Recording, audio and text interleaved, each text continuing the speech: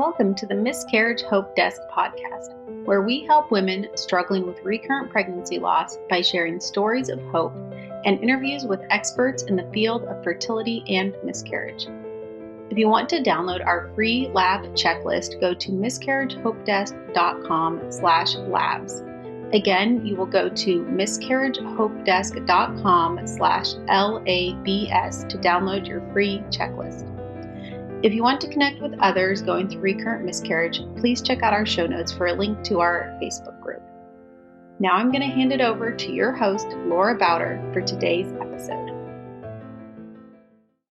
Welcome back to the Miscarriage Hope Desk Podcast. Today we have Dr. Joseph Davis with us, and Dr. Davis earned a Doctorate of Osteopathic Medicine from Ohio University in 2006. He completed OBGYN residency and then Reproductive Endocrinology fellowship at Albert Einstein College of Medicine in New York City. And Dr. Davis then practiced in New York City until leaving to start his own practice in the Cayman Islands with a focus on personalized and holistic fertility care. So Dr. Davis, thank you so much for being here today. Oh, it's my pleasure. Thanks for having me. Yes, and I know that those of you listening to the podcast can't see the video right now, but the weather looks absolutely beautiful in the Cayman Islands, so we're a little bit jealous. But I would love to give you a chance to tell us a little bit more about you and your specialty and what kind of brought you into this field of practice. Oh, sure. And again, thanks for having me. It's a great opportunity to talk to people about sort of reproduction and miscarriage in particular. For me, I went into medicine really because I had a strong interest in science and specifically the biochemistry and the psychology sciences. So kind of not a typical combination, but they fit really well for reproductive medicine. A lot of people, there's the hormone side of the reproductive medicine, and a lot of our treatments and testing are related to the hormones of reproduction and pregnancy. But there's a lot of psychological element too. The drive to have a family, the drive to keep going after you've had struggles and losses and difficulties. Huge impact. So both of those are fields that drew me into this, and it was a perfect blend. So I've been really happy and honored to be able to help people throughout their journey and continue on. Amazing. Yes. So the first thing that I wanted to make sure that we discuss, I was wondering if with your background, could you tell us a little bit about what you know, just as far as some of the potential causes of miscarriage? What should people be thinking about, if this is maybe their first experience with a loss, or even if it isn't, there's sometimes still not great information out there about that. Sure. Yeah. And I think one of the big things that anyone who's suffered loss knows, but a lot of people who are trying to be helpful, supportive family members or friends or colleagues, or even medical professionals don't always sort of appreciate is the significant impact of a loss and a single loss. Going through a miscarriage, whether it's early or later, is physically and emotionally challenging and takes a long time to recover from. And I know there's studies that have shown that miscarriage can be psychologically equated to post-traumatic stress disorder. And that's a huge impact on your desire to continue forward and to keep trying for that baby. Unfortunately, a lot of physicians, though, they don't sort of take a moment to witness the significance of that. And you get the sort of typical story of, well, I told my doctor about my past and they said, okay, 3 miscarriages, great, check, let's talk about this, that, or the other. And it's sort of more of a bullet point as opposed to a significant element. And it is a significant element. When we look at different causes of miscarriage, we know that there are lots of them. There's several different places where things can impact the pregnancy and therefore the pregnancy can't move forward. Statistically, from a scientific standpoint, we know the most common cause of miscarriage is a chromosomal problem or a genetic problem inside the embryo itself or inside the pregnancy. And that usually doesn't recur in the same way, meaning if somebody has a loss and they have genetic testing of the miscarriage and they find out that it was abnormal and say it was Down syndrome, for example, which commonly does result in miscarriage, they're not likely to have the same problem in the subsequent miscarriage. It may not be Down syndrome if they have another miscarriage, but genetic causes of miscarriage are one of the more common ones. We don't always have a way to predict that either, other than we do know miscarriages are more common as we get into our late 30s, early 40s, particularly mid 40s for sure. And those are usually related to some sort of chromosomal mishap. So that is something that, in general, when someone has a single loss, we say statistically it's not likely to happen again, and it's probably due to a genetic problem. Mhm. Outside of genetics, though, there are sort of categorical ways to look at other causes of miscarriage. And this usually is how people sort of approach understanding someone's situation and saying, okay, you've had this miscarriage or these two or these three miscarriages. What are possible causes? Well, genetics is one. We look at age, we look at other factors. If they have a known genetic history of, a genetic abnormality that might lead them to a higher risk. But then there's other things like metabolic conditions. So thyroid disorder, diabetes, these are all metabolic conditions that can put somebody at risk of miscarriage. You also look at structural physical things within the uterus, like uterine septum or fibroids or polyps or something that's physically in the uterus that might make it harder for the pregnancy to continue. There are other conditions like autoimmune conditions and even blood clotting conditions, a little less common, but they do happen. And so a lot of times sort of a systematic approach to understanding why someone's having miscarriages is to kind of tick those boxes and to say, is it this, is it this, is it this? And there's blood tests we can do, and there's certain ultrasounds and specific tests looking at the structure of the uterus. But there's a large number of miscarriages we just don't have a clear way to test. So we don't really have certainty in why it's happening. And there's a lot of research being done to look at the uterine environment, the sort of the biomolecular structure of the uterus, to see if we can not only understand the miscarriages, but prevent them. Mm-hmm. Yes. And I think it can be really tough because when you're going through a loss, either people will tell you, let's just like, there is no reason, these things just happen, which is probably most equated then to something like a chromosomal abnormality, right? Where it just happens, it usually doesn't reoccur. But as you mentioned earlier too, with the psychological aspect of it, knowing that it's, that there was nothing you could do, that it's not likely to reoccur, it still doesn't make going through that loss easier to actually experience. And I think that's only made worse by the fact that a lot of times we just have no answers. And if you haven't had more than one loss, the medical community will just kind of say, okay, well, you should be okay. Try again. Exactly. What do you think about like the psychological aspect of all that? And is there something that the medical professionals could be doing differently to support that? Or is there something that couples should be more aware of so that they can support themselves when it comes to that piece of it? I think that's such a critical piece of it. And you're right, with one loss, typically the sort of dogma in medicine is that, oh, it's just a one-off, it'll happen, move forward. And that completely dismisses the significance of the psychological aspect. I think one thing that we as medical professionals and also family members can do is if nothing else, just take a moment to say, hey, that's something. That's a serious thing that you went through. How are you doing? How are you holding up? And I ask that question of every single patient that's ever had a miscarriage, even if it was 20 years ago.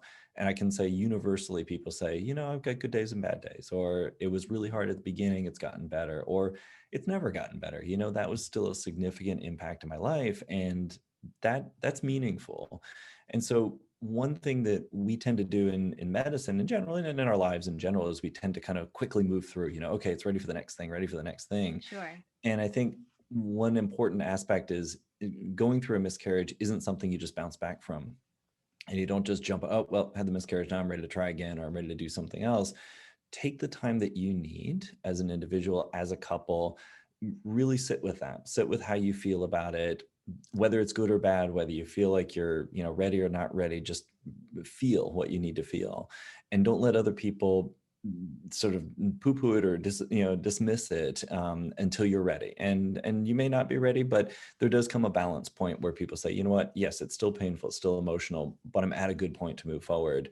But it doesn't have to be when everybody else is telling you, that's okay, you just move on, you got to get back on that horse kind of thing. Right. And I think just that little bit of acknowledgement and time and space that people don't always get offered can really help sort of personalize the care to someone and personalize someone's experience. And I think ultimately that will help, Because if you're not in the right frame of mind to be pregnant, you're always going to worry. You're always going to add to that stress, and that stress increases stress hormones, and that's just not good for your health in general, much less during a pregnancy.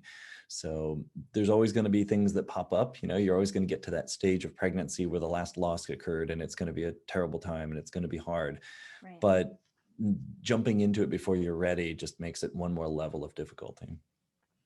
Definitely. Yes. And the listeners to the podcast know my personal story with that, and just that I 90%. jumped, right back in and decided like, okay, we're just going to keep trying because they said it wasn't going to happen again. And I had a healthy pregnancy physically, but I was a mental wreck the entire time because of exactly what you said. So I think that's great advice to make sure and really give yourself the space. Aux audio. USB audio. Aux audio. Okay. No, I'm good. That's why we edit, Yeah, sorry. So I missed what you just asked. No, that's okay. I'll do it again. I just want to give a shout out to our editor here. But yes, so what I was saying is that absolutely you're 100% correct. And I can personally testify to that, having, a healthy pregnancy physically, very close on the heels of a loss, and just was a mental wreck the entire pregnancy because we didn't give ourselves that time. I didn't give myself the time to really kind of process what had happened and really work through that, because of something else that you mentioned earlier in the episode. I think played a big role in that, is that once you decide that you want to start a family, and you've put it off to achieve other academic, financial, career goals, and you decide it's finally time to start a family, oftentimes I think people are not very willing then to be like, okay, well, let me just take 6 months off, or, whatever Right. amount of time is. And I think a lot of people will just continue to push past that. And then we see either psychological or physical manifestations of what that grief is doing to them. Absolutely. And I think that's such an important piece, because the timeline changes, right? When you have a loss, it's not the simple like, okay, we're going to do this for X number of tries and X number of dates. All of a sudden, everything is thrown into a chaos. And a lot of people feel like they have to get back onto that schedule. I have to move forward, and they may not be perfectly ready to do so. And something else you said, which I think is really important, is you talked about sort of, we weren't ready, I wasn't ready. And that's a big thing too, is that a loss is an important thing, not just for one person. It's for anyone going through it, as a couple, as a relationship, as a unit.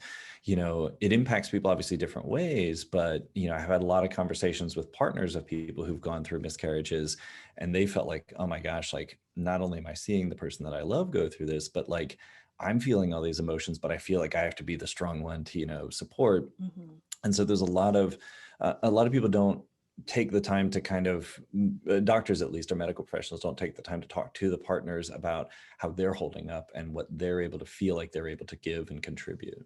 Right. I think it would probably be a great idea just in general to, be able to refer people out to some kind of mental health care in addition to the physical care that goes along with a pregnancy loss, for sure. Absolutely. And it is. And I think obviously there's a challenge there, in that some people, finding a good mental health professional that really knows how to approach miscarriage and loss is not always that may not be their typical patient that they see. They may be used to seeing other psychological conditions. And so you go to the therapist, and then you find out that, oh, they really don't specialize in this, and then you spend more time and you're trying to find the right person. So it would be perfect if we had this great network of mental health professionals for loss that we could draw upon. And maybe that's the next step. Maybe that's coming. Maybe in the future we will see that. So if we're thinking back more on the medical side of things, if we experience a loss and don't know, what of those possible underlying causes occurred, what do medical professionals think about? What should we be thinking about? Because the obvious question will then be, okay, if I don't know how it happened, how can I prevent it from happening again? Definitely. And I think you touched on it earlier too, which is after the first loss, a lot of times people say, you know what, this is just these happen and just try again. So a lot of people aren't offered anything after the first loss other than keep trying. And not to say that that's the wrong approach in some situations, but Sure.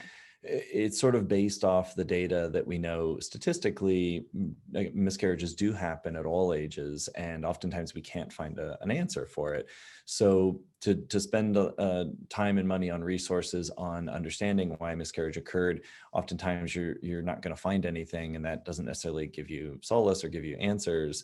So it's sort of logical to say, okay, if it is a one-time event, then we probably aren't going to find something. So do we want to go down this road, or do we just say, look, when you're ready, let's move forward? And I think that is an important thing to consider as a patient as well, because not getting an answer isn't any better than having an answer that we don't can't do anything about. Right. So I have had patients that say, look, I've had a loss, but I really don't want to do any of these tests. If it's not going to answer my question necessarily, I'd rather just sort of keep trying.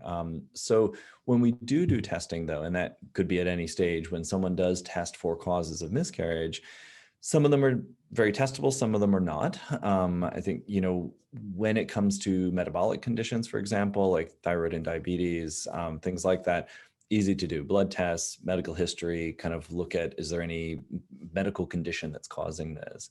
What's called the antiphospholipid antibody syndrome, which is a series of blood tests looking to see if you have antibodies. Easy enough blood test to do. Blood clotting conditions are a cause of miscarriage, but they're less common. So usually we start with asking about a family history or personal history of blood clots. And if there's something that, pops up in that history, then maybe we do the testing for that. The genetics a bit trickier though, because most genetically abnormal pregnancies don't recur, and they're not something that you can pick up in the parents. There are exceptions to that. Balanced translocation is one. So there is a genetic test you can do called a karyotype of both parties, of the sperm source and the egg source, for sort of clinical Sure. designation, because it may or may not be your eggs or someone's sperm. It could be a donor or whatnot. And doing a karyotype on those would determine if they're a carrier of a particular genetic condition that would recur.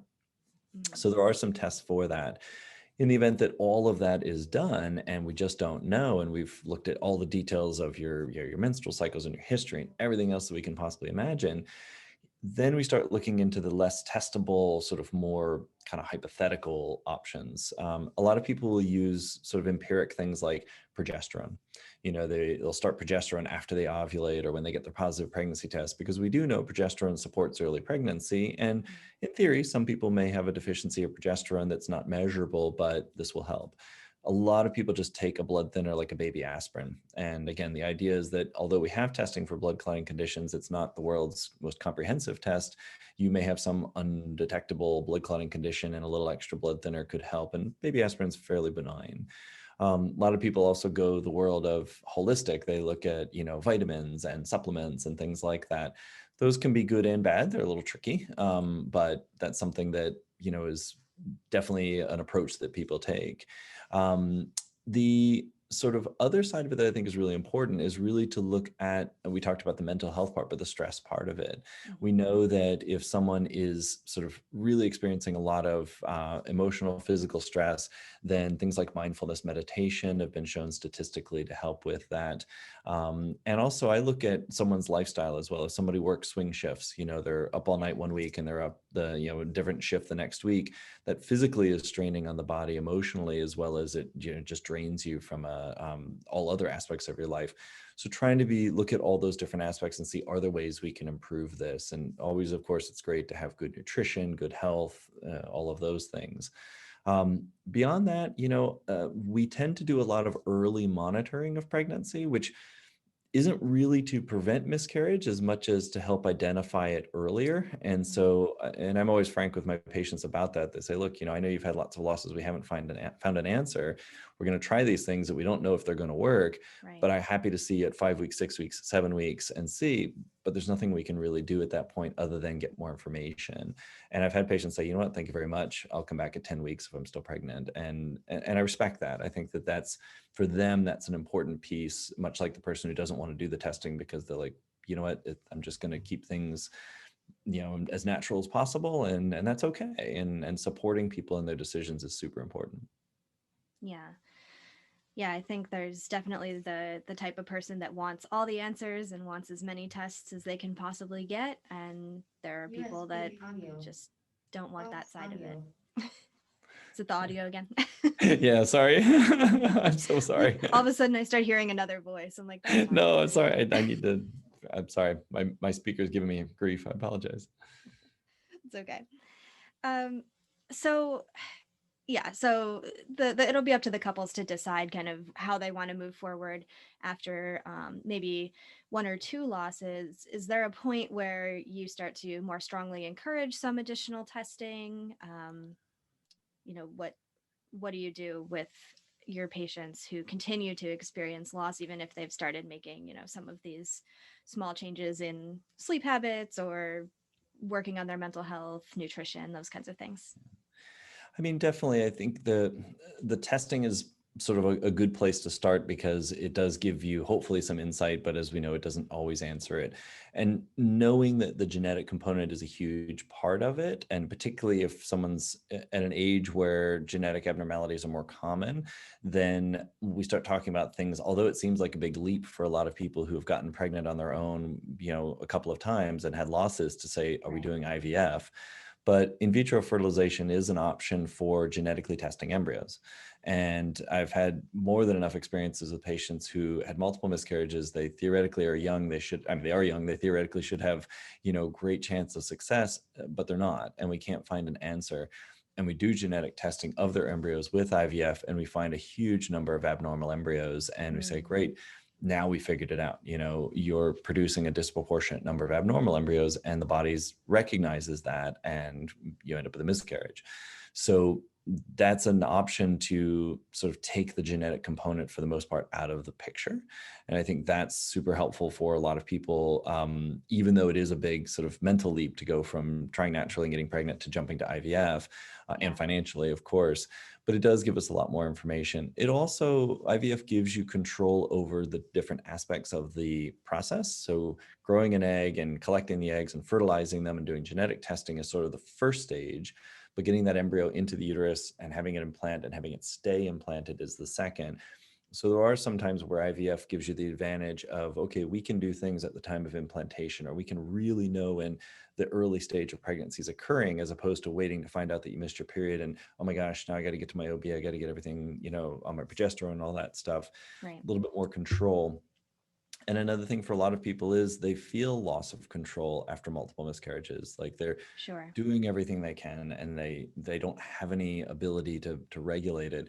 Doing something like IVF does restore a bit of that control. I mean, it's not completely, but at least you have sort of, okay, I'm scheduling this. I know this is happening and this is happening. I'm getting these results and I'm doing these steps. So that's something else. Obviously, there's some sort of new research looking into elements around the early pregnancy stages, as far as like, auto or immune factors like natural killer cells and other things that are still kind of being sorted out, and the answers aren't clear.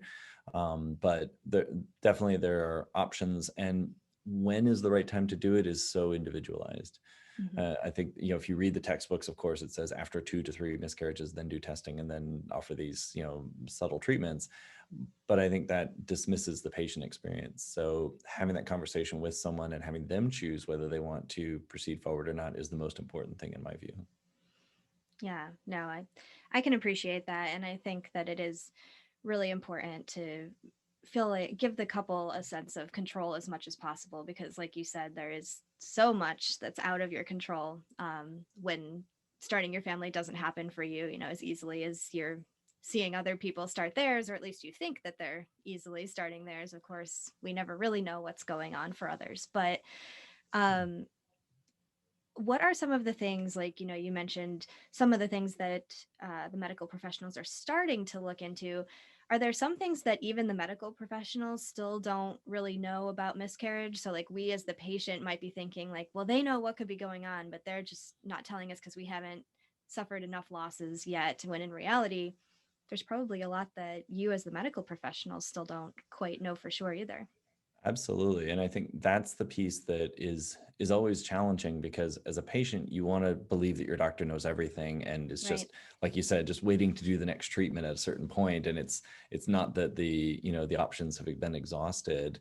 And there is, I mean, there's a large percentage of miscarriage that we just don't understand the causes. And as a result, we don't really have a direction to go with treatment. If we don't know what's going on, then to say here's a treatment that's going to work is always a challenge. Some of that is being looked at on a very, very microscopic level. I mean, people are looking at sort of the uterine environment, the lining, the receptivity and things like that. A lot of that's more about early pregnancy implantation and getting pregnant, but it does bleed over into the early miscarriages.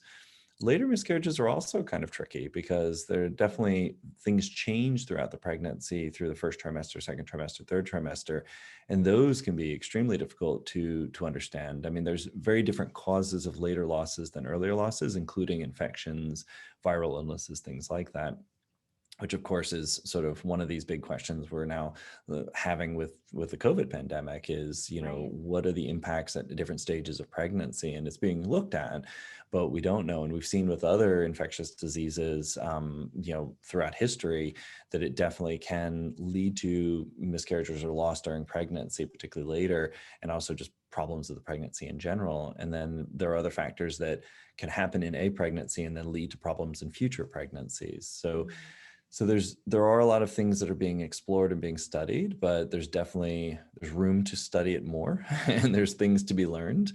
I think that as a patient, feeling like there's nothing more to test or do is very deflating.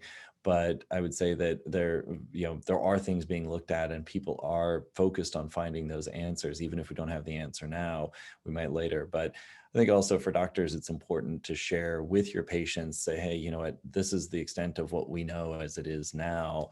And if there's something else that comes out there, I'm more than happy to look into it. But obviously, if it's not studied, it's not vetted, we don't want to do something that's unsafe or untested. So but yes, there are a lot of people, particularly with recurring miscarriages, that hit a point where we don't have another test to do or another option.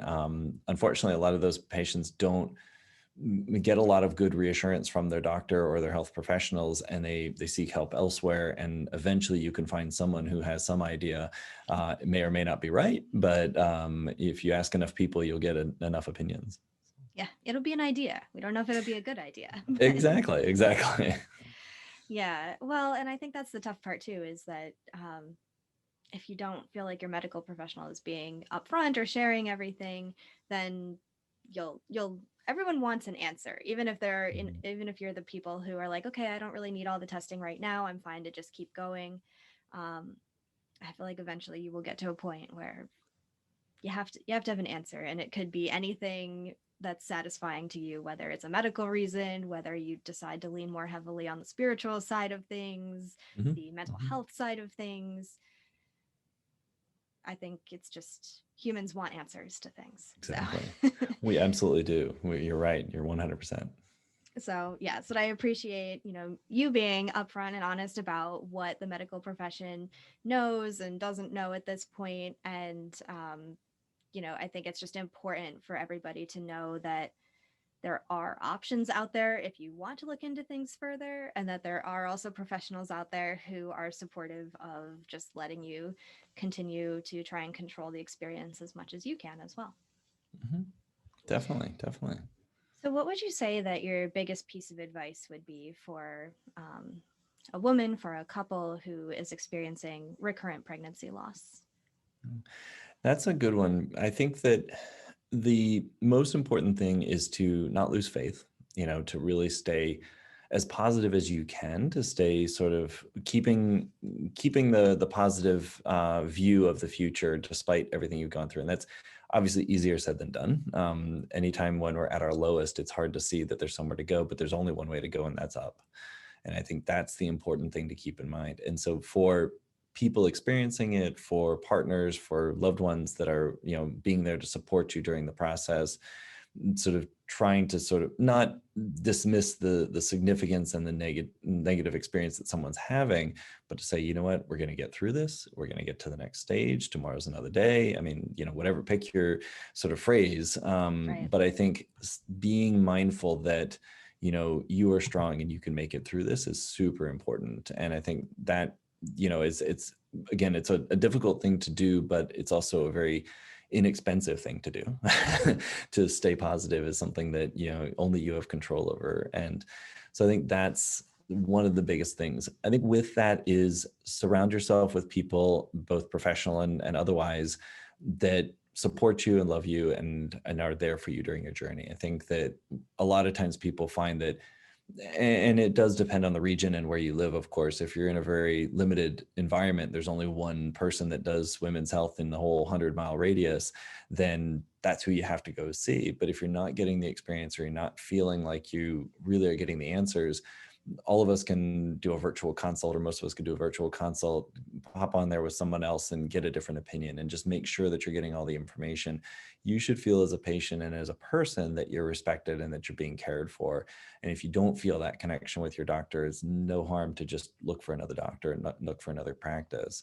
And I think from a professional standpoint too, as much as I always want to have a connection with every patient, there's going to be those people that just don't feel that connection with me. And I say, you know what, you're best served with someone else, because I'm not able to fulfill the need that you have. And I'm willing to acknowledge that, even if it means you go to someone else, because if it means that you're getting success and you're getting help, that's the most important goal. Absolutely. Yeah. I think that's such good advice. So where can the listeners connect with you online if they want to learn more about you and what you do, or just have a question for you after they listen to the episode?